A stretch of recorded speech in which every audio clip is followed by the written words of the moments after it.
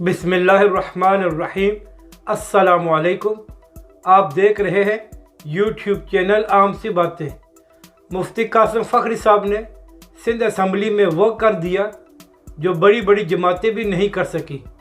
इस वीडियो में हम इसी के मुतालिक बात करेंगे, मगर इससे पहले अगर आपने अभी तक हमारे इस चैनल को सब्सक्राइब नहीं किया तो सब्सक्राइब कर लें ताकि आप हमारी मज़ीद वीडियोज़ को भी देख सकें।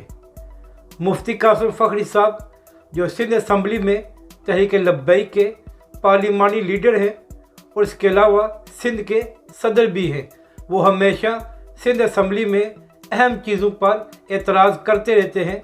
जैसे कुछ दिन पहले सिंध हुकूमत ने एक गैर इस्लामी बिल लाने की कोशिश की थी तो मुफ्ती साहब ने उसको पेश करने से रोक दिया था।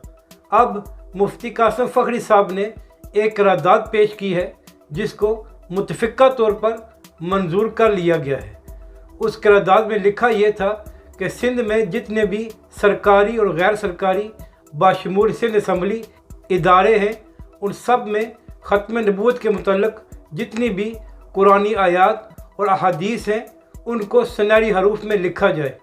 तो यहाँ से आपको ये भी अंदाज़ा होगा कि ऐसे तमाम काम तहरीक लब्बैक ही कर रही है, बाकी सब जमातें सिर्फ बातें करती हैं और उनसे अमल नहीं होता। अपनी राय का ज़रूर इजहार करें कि आपको ये वीडियो कैसी लगी।